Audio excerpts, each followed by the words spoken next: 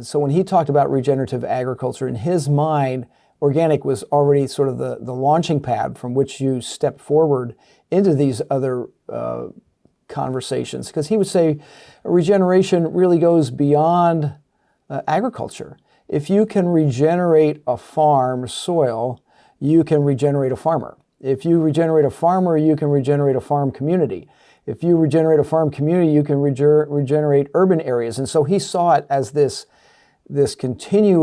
series of concentric rings that keep growing out from this very concept of first focusing on soil health. And the way you focus on soil health is you got to get the chemicals out of it. So in his mind, the idea of regeneration started with organic, get the chemicals out of the system, get the salt-based fertilizer out of the system. So, what his father, J.I., was saying was true, but it had to encompass more than just that. And that's why he launched the word regenerative.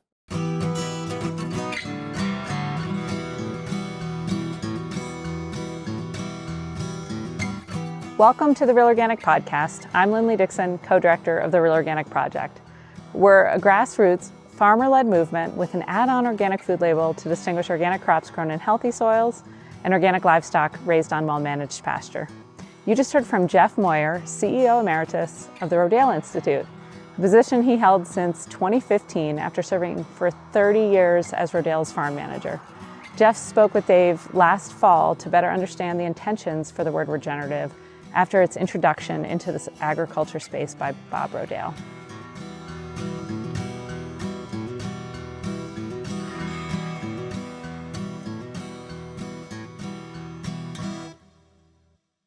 My guest today is Jeff Moyer.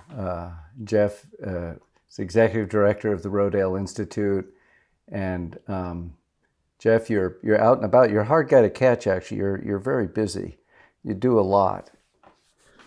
That's the idea, Dave. We keep trying. That's the idea. I know. You do a lot. So I wanted to talk to you about, of course, about the regenerative organic certification and its founding, but even back before that, our symposium upcoming is going to be at the crossroads. Is organic regenerative? Is regenerative organic? And I know that these are questions that you've had to talk about a lot with various people in the world. So before we dive into that, let's go back a little bit to the history of regenerative. And to the best of my knowledge, it first really was presented as an idea by Bob Rodale. Is that your understanding also? Yeah, that's pretty accurate, Dave. I mean, and if you go back in history even a little bit further, when J.I. Rodale first started talking about organic and linking the word organic to agriculture in the late 30s and into the early 40s, he was really focused on the idea that we had to remove pesticides and salt-based fertilizer out of our food production system. I don't think he had in mind the idea of a certification process. He was just looking at a way of farming that used tools that didn't make people unhealthy. Because he was coming at it from a focus of human health.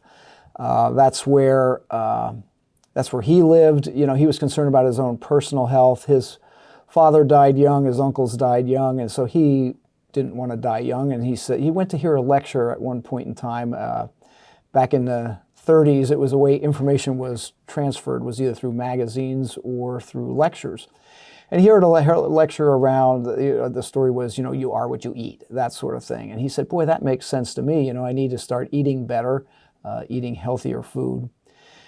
And then he was his name, the story gets kind of convoluted. J.I. Rodale's name wasn't actually Rodale, it was Cohen. The name Rodale is a made-up name. There are no other Rodales in the world except for this Rodale family. And he did that because he had trouble doing business in New York City with a Jewish last name. So just a little insight into how he thought. He said, well, if your name's a problem, just change your name. And then business was easy to do. So he had a very eclectic way of thinking about things.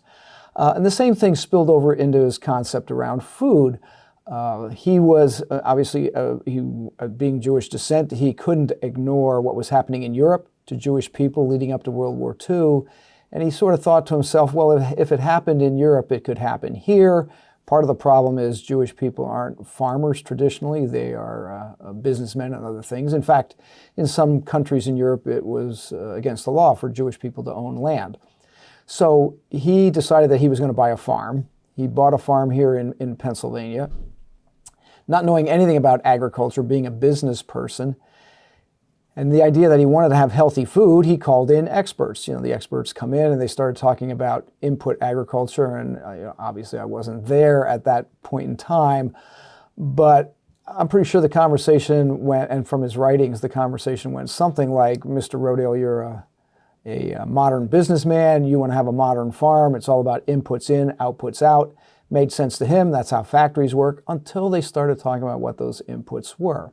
Salt-based fertilizer and poison. Poison to kill weeds, poison to manage diseases, and poisons to kill insects.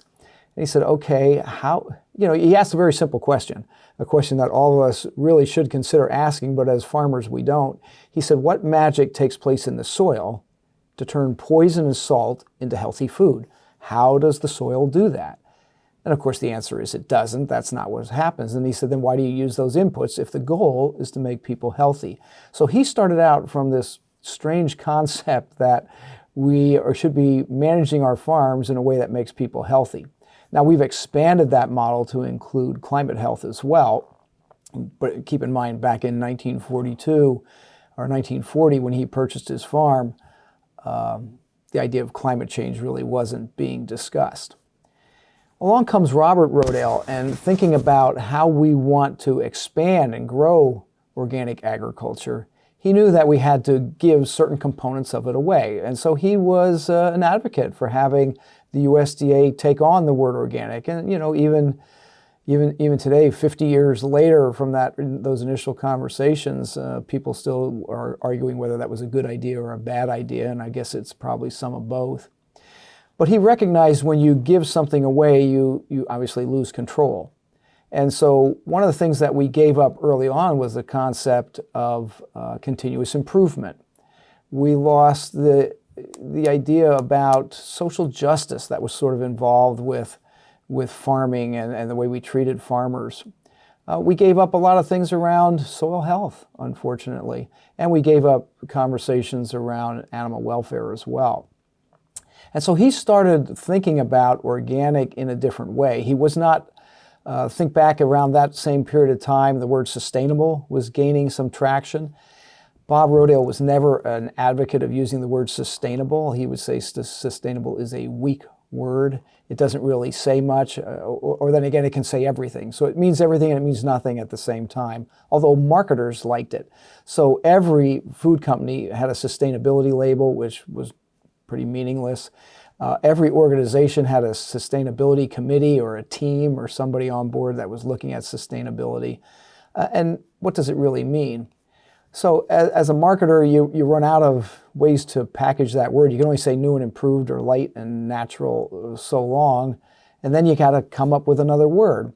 Robert Rodale was using the word regenerative back in the late 1970s into the 1980s because he would say, if we farm regeneratively, we should be improving the resources that we use while we farm. That's completely different from the way conventional agriculture thinks about things, and it's completely different from the word sustainable, where you're trying to hold on to what you have. He's saying we should improve what we have. And if you think about it, he was basing that conversation and that premise on the idea that soil and the life in the soil is all around biology and microbiology. If you look at biological systems, they actually improve as you use them. And you and I can use our own human body as an example of that. The more we exercise, we don't wear out, we actually get stronger. And so Bob was an avid bicyclist. He would ride his bicycle quite a bit. And he would say the only thing that wears out is the bicycle. I actually get stronger and healthier. Why can't the soil work the same way? We should be able to exercise it, make it where obviously we have to feed it, we have to rest it, we have to water it. But if we do all of that, the soil should improve while we produce food, not degrade or weaken. And so he Jeff, used the word. let me interrupt you just for a second. Yeah. I mean, aren't those the basic principles of organic farming? Well, and that's why I said it was, and it should be. But when you give away control of the word, you lose certain components of it, and that's what was happening. And that's why he went back to his sort of mental drawing board.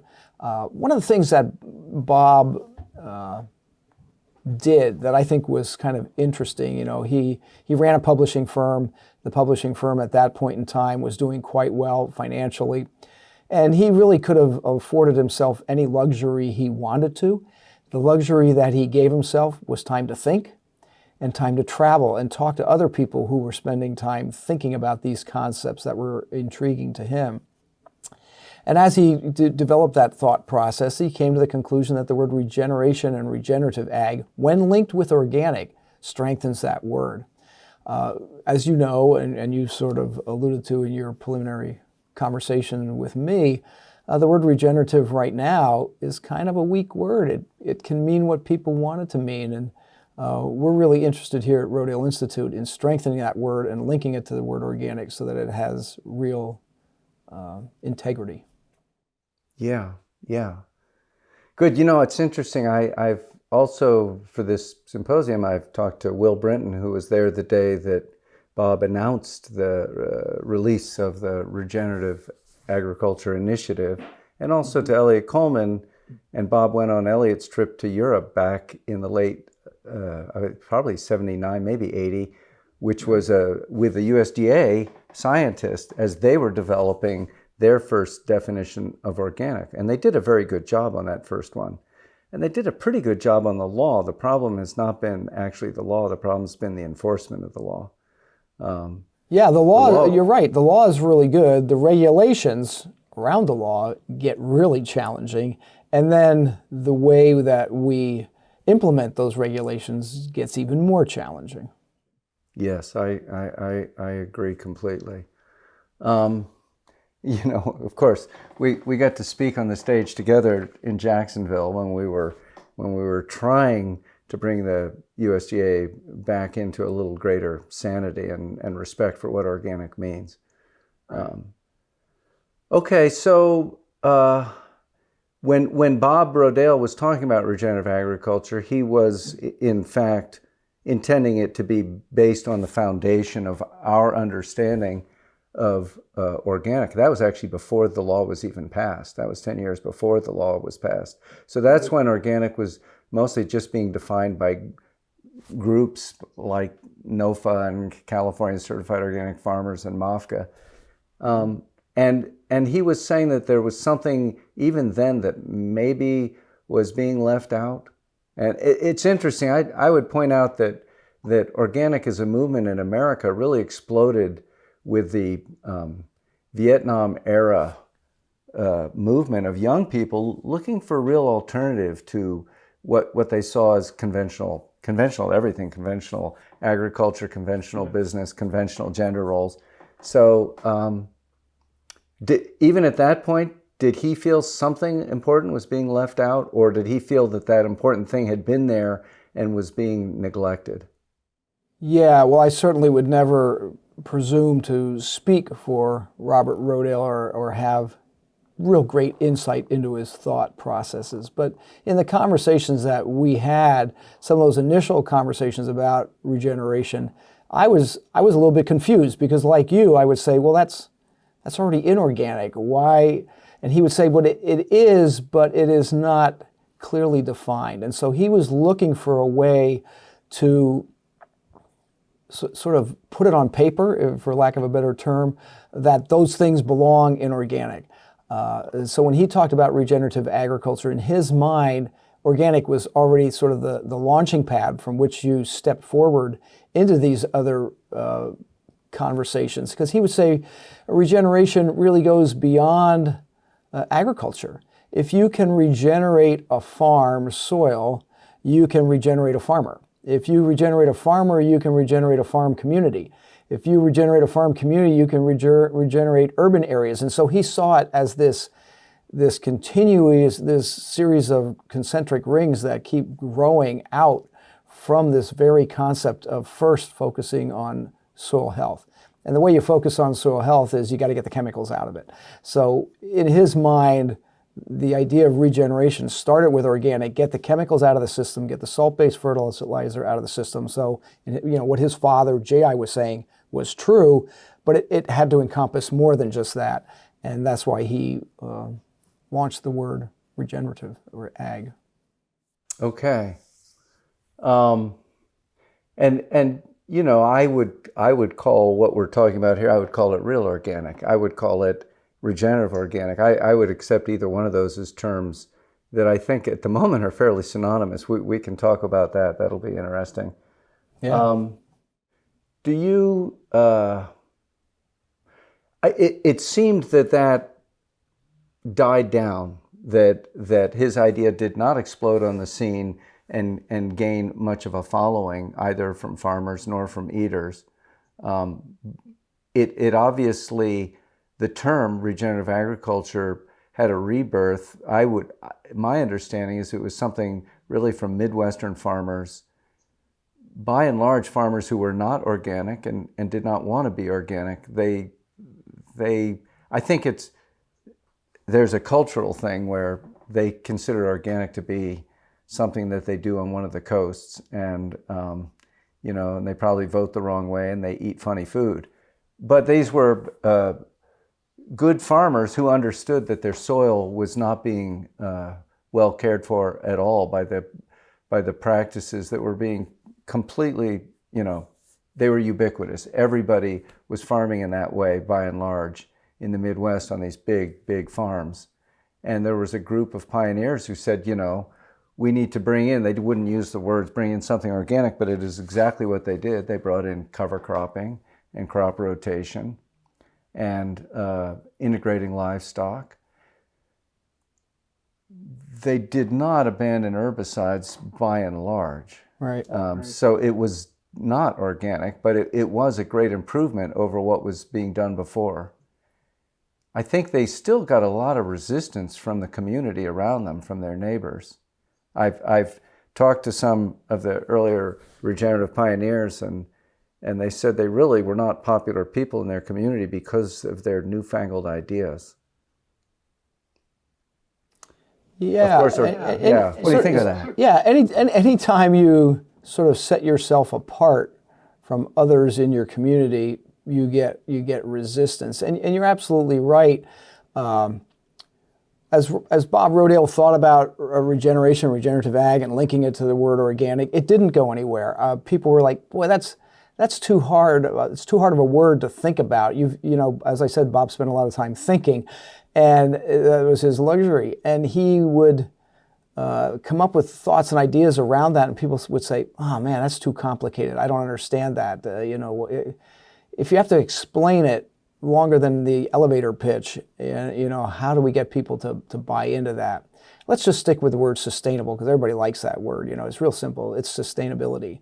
It feels strong. It feels substantial, even though it's a weak word.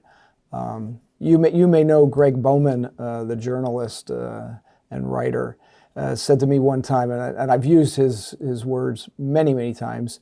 He said, if somebody asked you how your relationship was with your significant other and you said it's sustainable, would people smile and laugh or chuckle, or would they go, wow, that's great?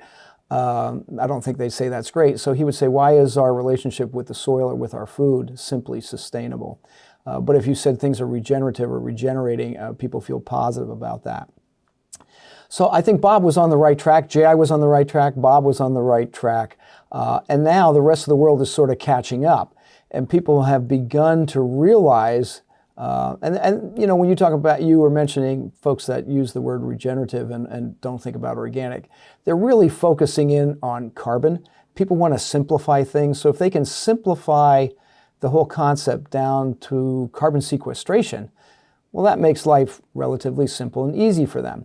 They also would like to simplify the word and not use organic principles, because again, that makes it easier. If you say to them, well, you can be regenerative and get all the advantages of organic and still spray all your chemicals, they're going to go, wow, sounds good, sign me up. If the marketplace rewards me for that, why wouldn't I do it?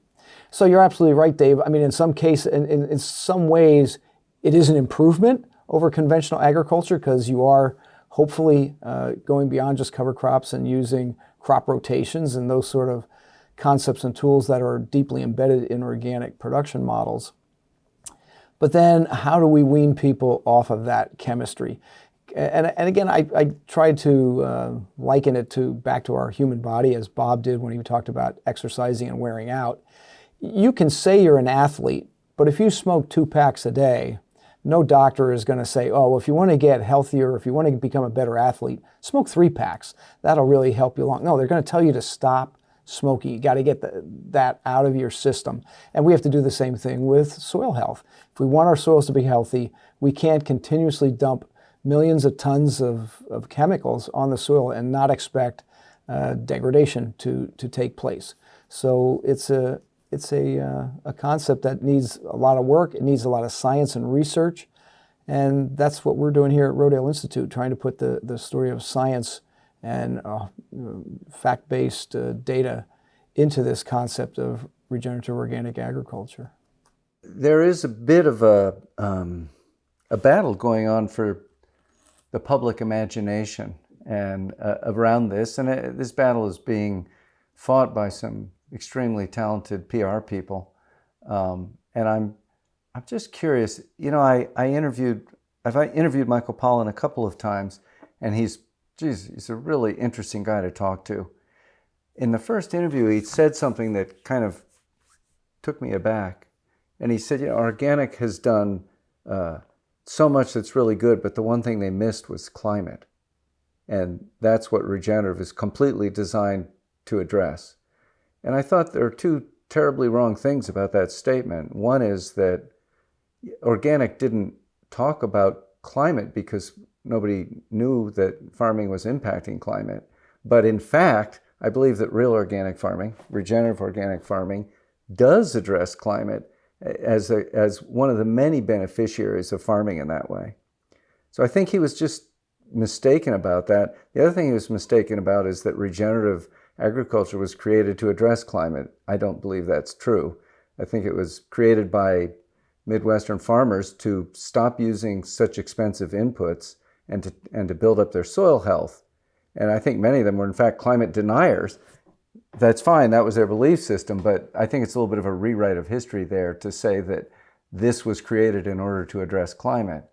They both movements now believe that they are addressing climate. Would you agree with that?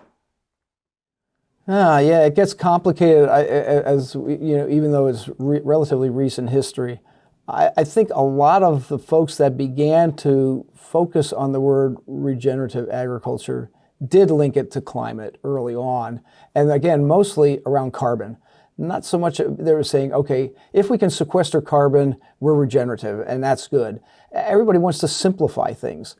The challenge we have, and we see that all the time, I mean, if you look at the periodic table and paid attention in junior high chemistry, in middle school, you know that there's only one letter C on the periodic table, and that's for carbon. But carbon comes in so many different forms. And then we also learned in middle school a word that gets linked with the word carbon, which is cycle. So there's a carbon cycle. That means it moves. It moves around in our environment. So just sequestering carbon temporarily in the soil through some sort of short-term no-till operation does not really sequester carbon in the soil. It doesn't sequester it at any depth. And you can say, well, we're regenerative because we use no-till agriculture. That's just not true. You're not really sequestering carbon long-term. You're not sequestering it at any great depth. You're just delaying it in the cycle for a short period of time and trying to capture some sort of credit for that by saying you're regenerative. And it's just not true.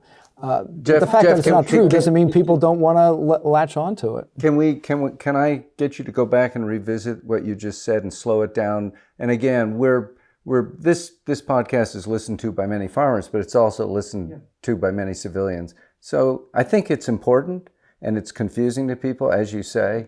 So could you explain a little more clearly what you mean when you say, well, maybe that no-till, is putting carbon in the surface of the soil, but not deep? So tell me the mechanism there. Well, let's look at it a little bit different way, Dave. I mean, carbon is really the currency of biological systems. Our body is carbon. The food that we eat has a lot of carbon in it. There's carbon in the air and carbon monoxide and carbon dioxide, and there's carbon everywhere. There's carbon in regular consumers that are listening to the podcast will understand that a diamond ring is carbon. It's just highly compressed carbon, but a piece of wood is carbon, toilet paper is carbon, it's all carbon. And so carbon is the currency in a biological system. Now, most people, when they think about currency, you would have your currency, I have mine, in different buckets.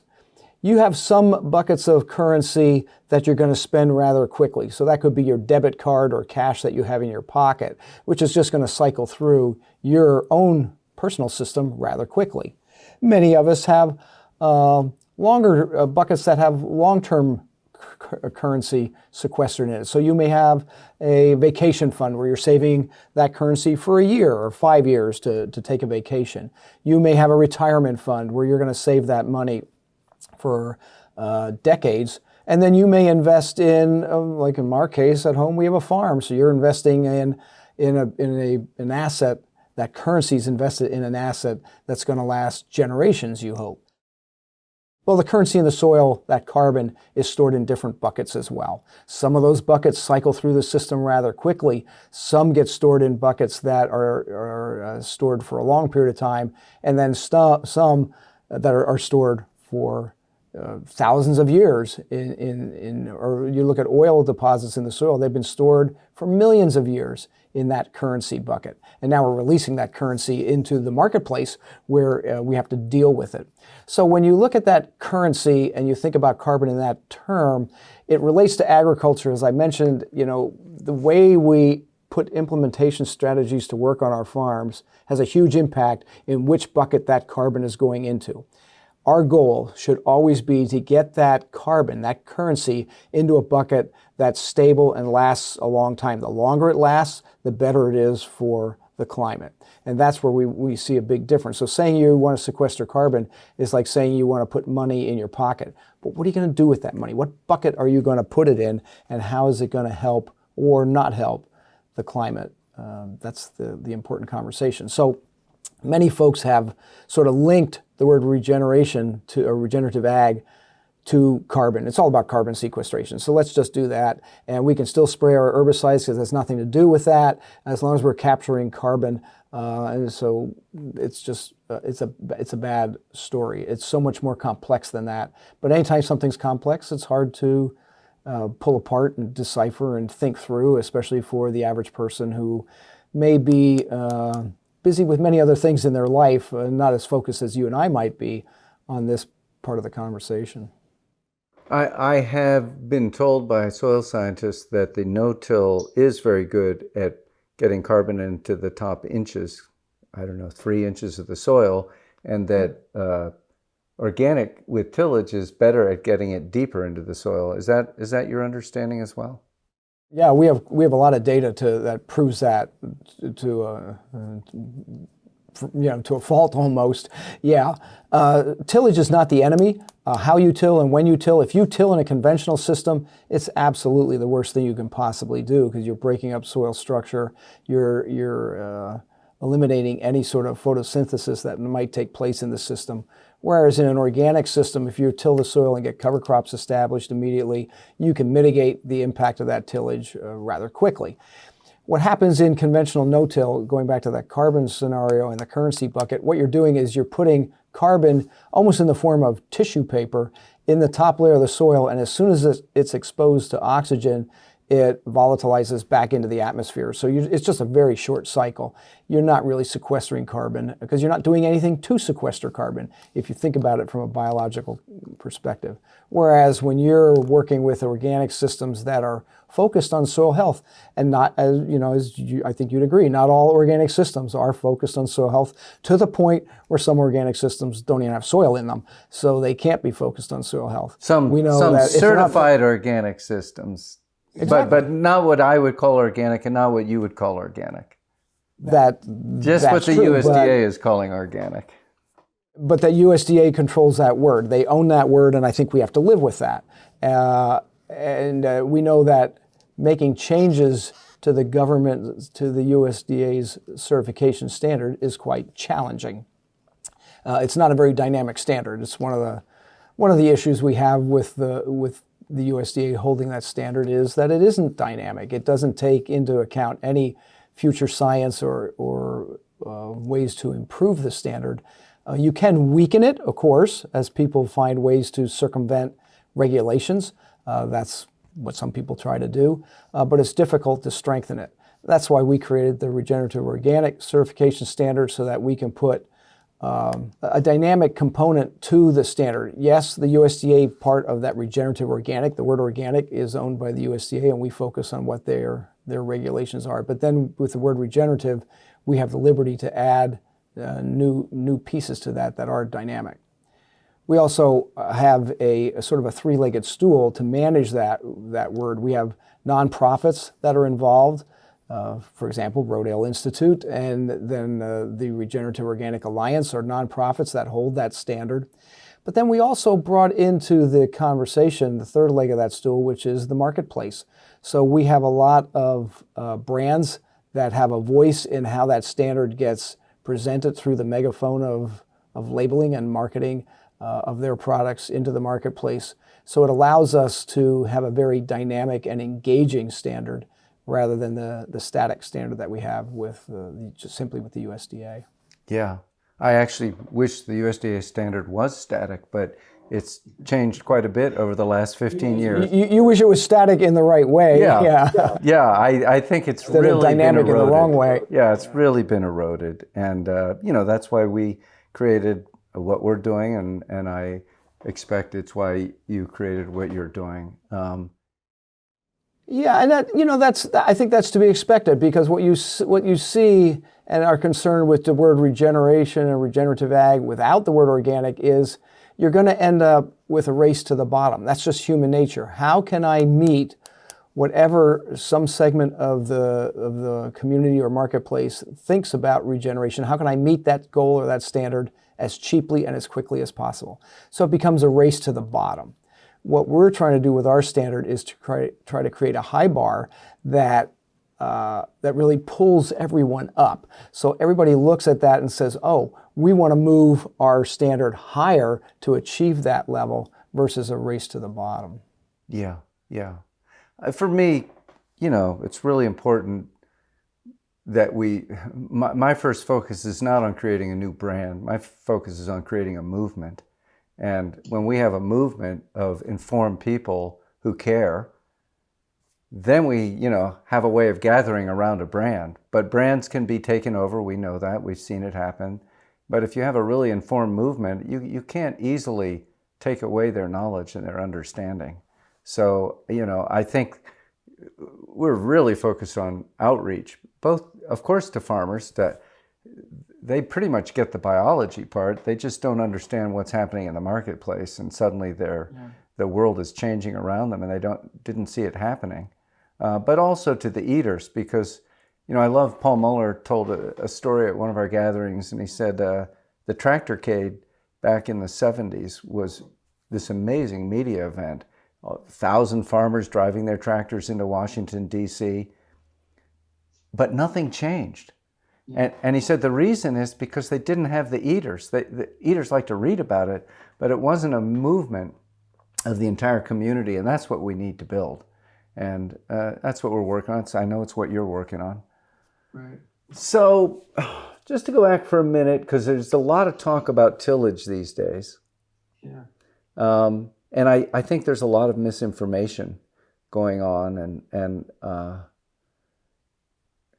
when I push people far enough who are really strong no-till advocates, they'll agree, well, if you're getting an increase in your soil organic matter and the soil is alive and living, and you're doing that with some tillage, then no, that must be okay. That must be regenerative. But that's not the way it works out in the publicity release. Right. As you say, people are looking for simple answers to complicated problems. Are you concerned about the huge amount of money that's being funneled right now into chemical regenerative agriculture. I'm thinking of the $2.8 billion that the USDA has just given away, most of it going to the very same companies that, if there is a problem, they created the problem. I mean, these are the big players in conventional agriculture. Yeah, I mean, am I concerned? Well, first of all, I'm happy that the federal government sees that agriculture can have a positive impact on climate. It's about time. If we're part of the problem, then we have to be part of the solution, and I'm excited about that. I'm concerned about the word climate smart and how we define that. There are many in Washington, D.C. that would and do argue that organic is not climate smart because we use tillage. So they go, well, organic's not even climate smart. So you're not even part of this conversation. That's concerning to me because it's not based on science. It's not based on fact. It's just based on this sort of idea that tillage is bad and chemicals are okay, when we know scientifically that chemicals are not okay, and tillage can be bad, but it doesn't have to be bad. Tillage is a tool that we as organic farmers use. A hammer is a tool. You can build a house with a hammer, you can tear it apart with a hammer. It just depends on how you swing it and what your intentions are when you do that. So we can destroy soil health with tillage, but we can also, as you alluded to, we can improve soil health with tillage. We can sequester carbon. We can improve soil organic matter content using tillage as a tool if we use it properly. You know, you and I probably both know organic farmers that till too much, till at the wrong times, don't pay attention to what they're doing, and that tillage can be degrading to the soil health. We also know many farmers that use tillage in their operation, use it in conjunction with no-till, because here myself, I've worked a lot of years on developing some organic no-till systems because we know tillage is inherently not the best. We can build soil health with it, but you do take, it's like, again, that currency. We're putting money in the bank. If I put $100 in the bank and take 10 out, one day out of the year, we can do that all day long. I mean, and that's all good. But that one day you take the $10 out, your bank account does see that dip. So no matter what day you decide to do tillage, if you're not careful, to the earthworm, it feels like soil degradation. We can mitigate those problems, and that's what we have to think about. So we can't just say tillage is fine, let's just go till. We can't do that.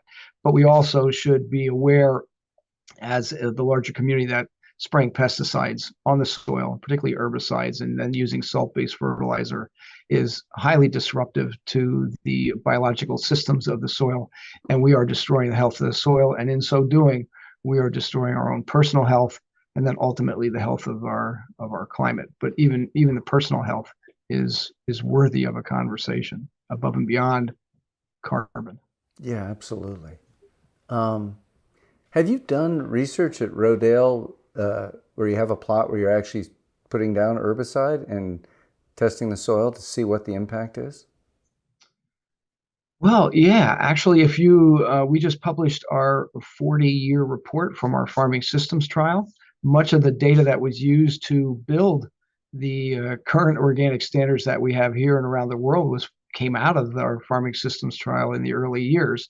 So that study has been comparing conventional and organic, two organic systems, one which is a legume-based system, one that is an animal or manure-based system, and then a third system which is conventional.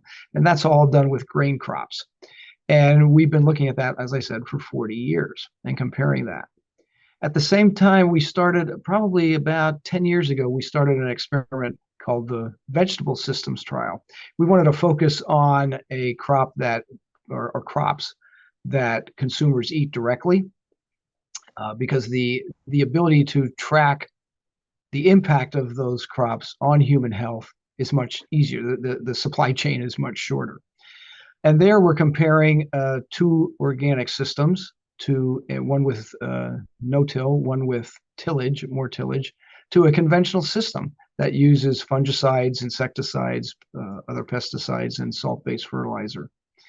There, the difference is the farming systems trial with grain, we started with a conventional grain field, And we transitioned 2/3 of it to organic. And we tracked that change in soil as the soil slowly improved over those 40 years, and we improved soil health.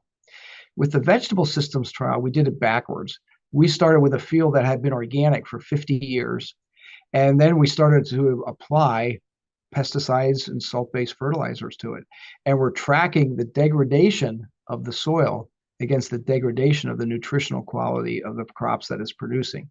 And that's just been an exciting experiment that's, like I said, I think we have 7 years worth of data now as we begin to see how degraded soils really degrade food quality as well. So that's an exciting experiment that's side by side. So yeah, we do a lot of that work here at Rodale Institute at our multiple locations. You may be aware we've got locations here in Pennsylvania, but we're also scattered across the country. We've got projects in Georgia, Iowa, California. We're doing some work in Tennessee and Missouri. I have scientists there. We will be opening a research station soon in Washington State, and we actually have one functioning now in Italy, in Parma, Italy. Yeah, that's fantastic, fantastic. So you've seen fairly clear results that when you switched the vegetable production to chemical, that that you actually saw a change in the nutrition of the crops, the nutritional content? Yeah, in that project, and you know, if you really want to get into it deeper, we will roll out some of our scientific staff that works on that project that has a lot more of the data at their fingertips. We're working with 3 different crops there. We're working with a fruit crop, so a crop like cucumbers or tomatoes where you eat the fruit of the plant. We're working with a leafy green crop where you actually eat the leaf of the plant, and then we're working with root crops like radishes, carrots, or potatoes where you actually eat the root of the crop, because different crops store nutrition in different parts of the plant, and they also translocate chemicals or contaminants into different parts of the plant. And so that's just been an exciting project. As you can well imagine, it's time consuming. The data isn't 100% clear that if you do this, you get that. It's not cause and effect.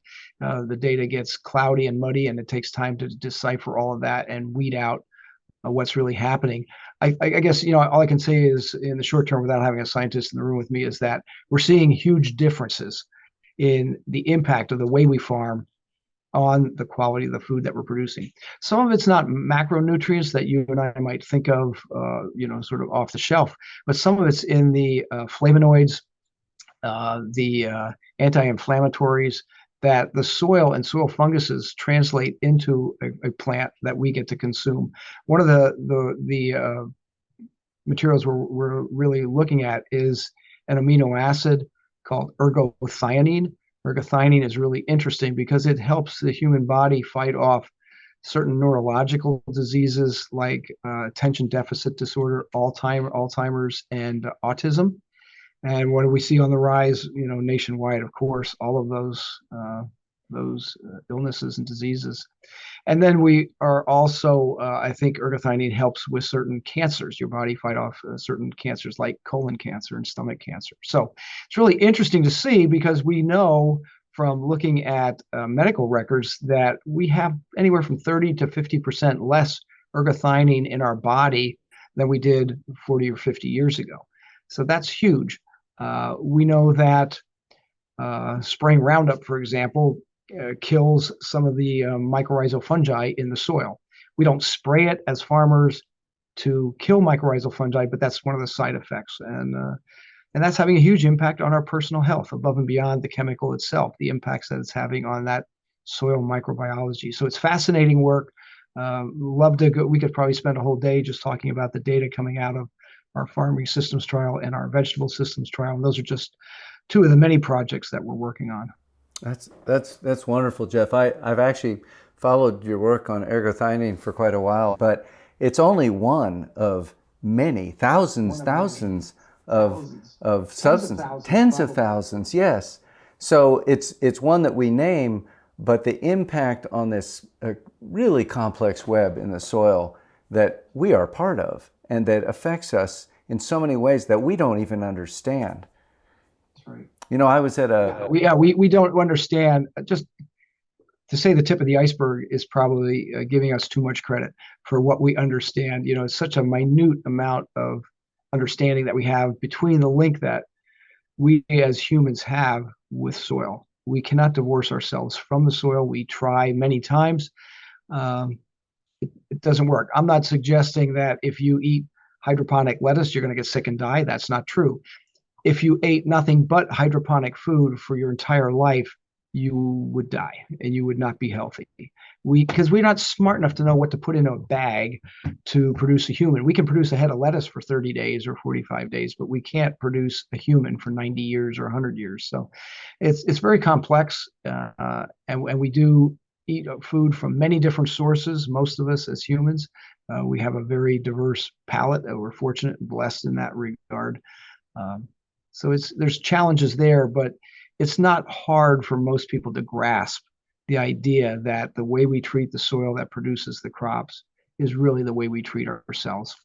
And that goes way back to almost full circle to where we started our conversation when J.I. Rodale wrote on a blackboard in 1942. He said, healthy soil equals healthy food equals healthy people. We've added to that a healthy planet as well. But yeah, the way we treat the soil is ultimately the way we treat ourselves. And we need to think about that. Yeah, just to add one little thing, a little story to that about all the secondary metabolites that are kind of ignored because they're too confusing and not understood. I was in a seminar on fake meat and the new high-tech foods, and I asked a question of the speaker because they had developed some new fake meat and they were really happy, and they'd added 5 secondary metabolites to it because it really gave great taste. And I said, I'm just curious if you've considered the possible impact to eaters of the other 39,996 metabolites that you didn't put in. Yeah. And he really looked stunned, actually. And he said, no, we never thought of that. We just picked the 4 that had flavor. And I think that, all of that is about how do we short circuit all of our natural defenses. We're drawn to flavor for good reason, but we can be persuaded, thus the Dorito, that food that isn't very good for us tastes good. And I don't think that happens in nature very much. No, it doesn't. But as food processors, we've become very astute at making even chemical flavors that, I saw a program that was talking about flavors and they said, you want strawberry flavor? We can do that. There's no strawberries involved in anything that they're doing. They've just isolated what those flavonoids are. They've manufactured them. And they said, we can give you 16 different types of strawberry flavors, easy as can be, raspberry the same. That's what food processors do, and just put that in there and we can trick humans into thinking it's good for us and we will eat it. But that's not what we should be doing. We really need to focus in on whole foods and be eating what we know is good for us, that's produced in organic and regenerative organic or real organic soils that are designed to keep us healthy. Yeah, when I was down in New York, I interviewed Joan Gussow. You must know Joan. And, of course, she was on the NOSB, I think, before you. And we were talking about the organic Twinkie debate and that Michael Pollan brought up in a New York Times article with her and Gene Kahn sort of having different sides. Right. And for me, it's an actually very interesting question, which is, do we think that could be such a thing as an organic Twinkie? And I think the question is organic ultimately, not to say, well, you're a bad person because you eat a Twinkie, right? And yes, it would be slightly better for the planet if the corn syrup in that Twinkie was grown organically. But right. Should we call that an organic Twinkie? And I'm actually of the opinion that we should not. My son disagrees. He's on the other side. So that's interesting. We have a conversation here. And it's the question about, to go back to the beginning, Rodale's roots about eating healthy food, and whether organic is an attempt to create a movement that would support that. Do you have a thought about that, Jeff? Oh, yeah, I didn't know if you were asking my opinion. I mean, do I think we should be eating Twinkies? No. If people are going to eat Twinkies anyway, should they be organic Twinkies? Yes. Because even that little improvement that you're talking about in terms of human health and environmental health is important. So if the corn is grown organically, that's important. If they turn it into corn syrup and put it into a Twinkie, is that good? Is that a good use of that resource? Probably not. Is that what humans are going to do? Probably so. So I try to be not overly idealistic, try to be a reasonable person and practical, and making impact and improvements where I can. So if I can make an impact on how those ingredients that go into the Twinkie are produced, I'm going to do it. We'll continue that conversation with individuals and with doctors and medical professionals and with consumers about whether they should be eating a Twinkie or not, and try to get them off of that. Should we be smoking cigarettes? No. Do I think there should be organic tobacco? Yes, because it improves the well-being of the people that work on those farms, and it improves the well-being of the soil where those farms and that tobacco is being produced. Do I think we should smoke cigarettes? No, I do not. But if you're going to smoke cigarettes, smoke organic cigarettes. You know, we could argue that with almost anything, you know, that we eat or consume or comes in contact with our body. Yeah. Good. Well, that's a big conversation. Maybe we won't go all the way in now. I'm glad to hear, you know, a first pass. Can I ask about your partnership with, or joint venture with Cargill? Sure. I think that's connected to similar conversation, different, but so Cargill is, I would say, notorious as being a very powerful company in America. They're one of the major grain brokers. Globally, yeah. Yeah, huge company, and a major player in industrial agriculture. Mm-hmm. Can you describe the joint venture that you are doing with them? I think of this as dancing with the devil, and I don't mean that in a bad way, but it has some perils to it. So tell me about this. Well, yeah, that comes back to the practicality of the conversation I was talking about earlier. The reality is, if we want to change the way we farm at a large scale, we have to work with players that can move product at a large scale. So the Cargill project took shape not because we wanted to work with Cargill necessarily, but we're working with some organic poultry producers that are raising organic chickens. Now, chickens don't eat corn, they don't eat soybeans, they eat chicken feed. And so you need infrastructure and logistics that can move large volumes of corn and soybeans from the farm to a processor to get made into chicken feed and then get delivered to a farm.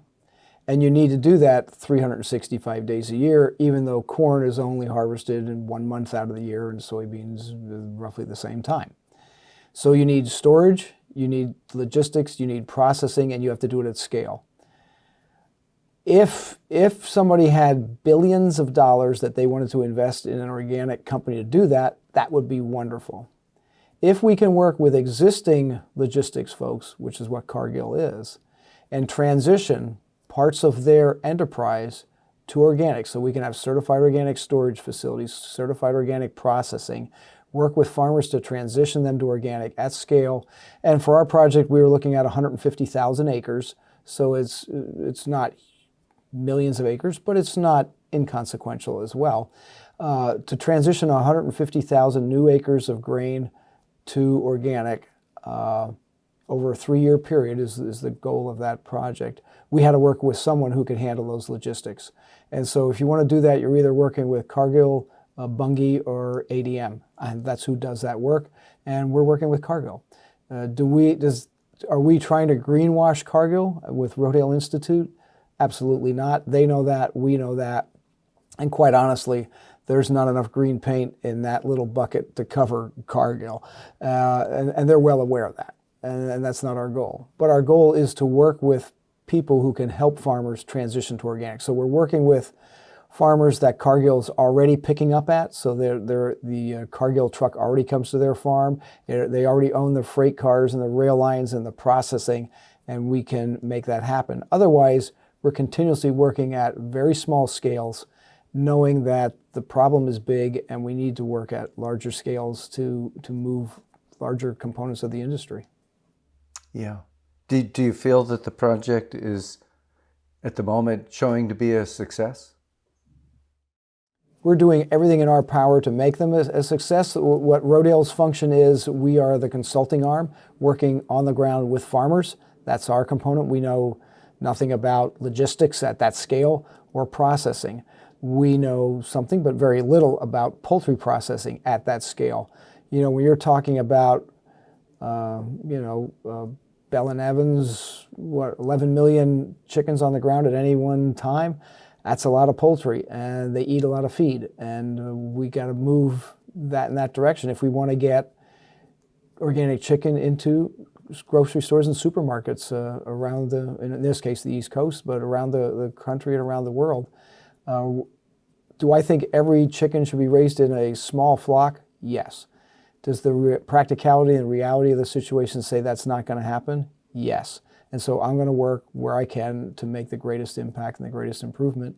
And sometimes you have to work with players that are, there's good people everywhere. There's good people at Cargill that are trying hard, and we're working with them.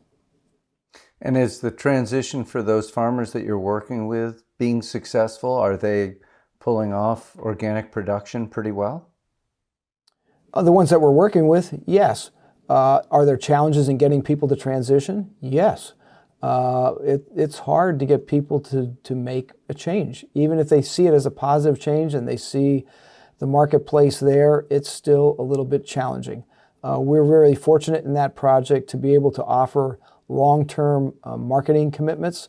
So helping farmers transition with their banker, with their finance company gets a lot easier when we have long-term commitments in the marketplace. So that's kind of how that project is shaping up. It's a long-term commitment of consulting, of markets, and cash flow that help farmers at scale move in that direction, in what we consider a positive direction, and become certified organic.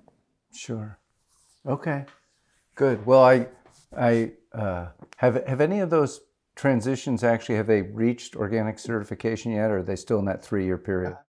I'd have to talk to the folks on our consulting team. I would say not at this point. Yeah, because we're not far enough into it.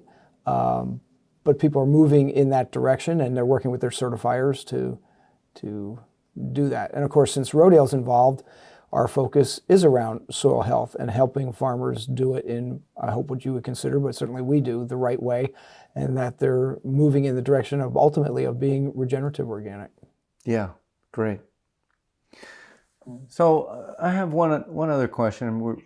I know we're getting late here. I'm just curious. So we haven't really gotten to talk about regenerative organic certification and real organic. And, we actually invited you, I don't know if you remember, to our very first organizing meeting. We didn't have a name or anything. We were just a bunch of unhappy farmers up in Vermont. And we were pretty sure, well, that was what the meeting was. Are we going to do something? And as we considered that the USDA label, we felt no longer represented us. And so the question was, are we going to forget about it and just say, well, this is an economic necessity to get certified, but it doesn't mean what I mean it to mean, or are we going to create a new label? And we invited you to talk about rock, because that you were very early stage too, but you were ahead of us by a year, I'd say. And you couldn't make it to the meeting, but interestingly, David Bronner did come to our first board meeting. He flew across from California. Yeah, I remember that. Yeah, and it was great. We had a really good conversation, and we were talking about, well, should we try and merge our efforts? And the problem was, from our perspective, was that we didn't actually agree with your standards. At that point, your standards were pretty much almost no-till for your second level, and for your top level, no-till.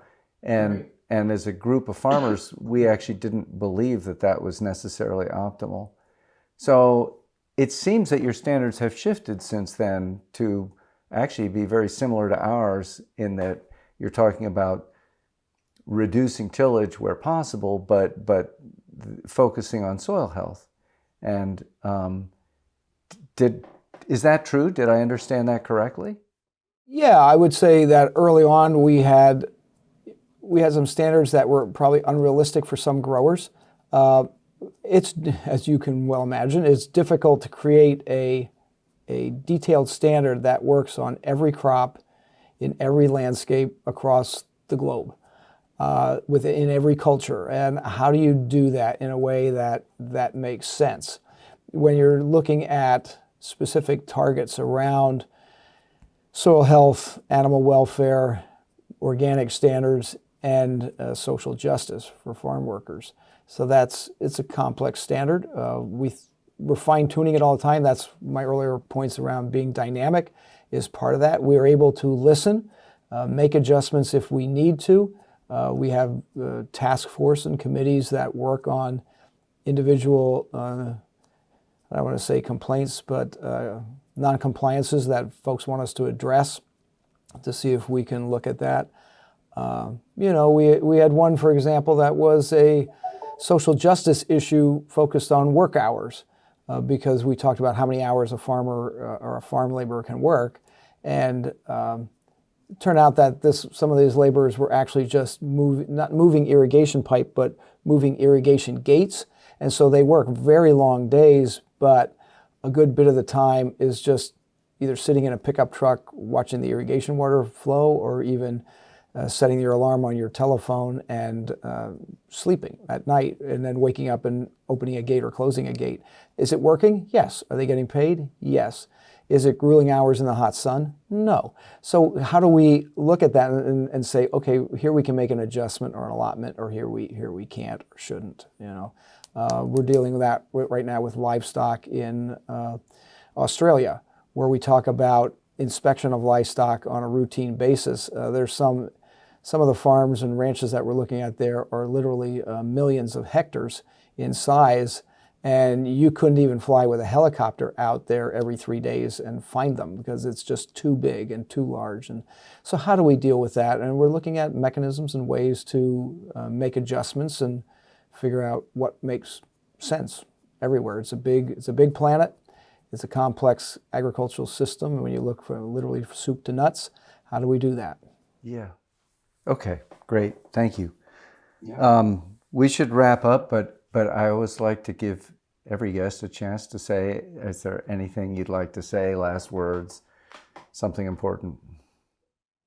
Yeah, I would just say that, myself as CEO here at Rodale Institute, but as an institution as well, we're really optimistic about the future of farming, about the future of regenerative organic agriculture. We have a lot of faith in consumers to come to the marketplace with a suite of values that represent what we as farmers want to do. We're excited about the young folks that are coming into agriculture and how they're bringing their energy and their dynamic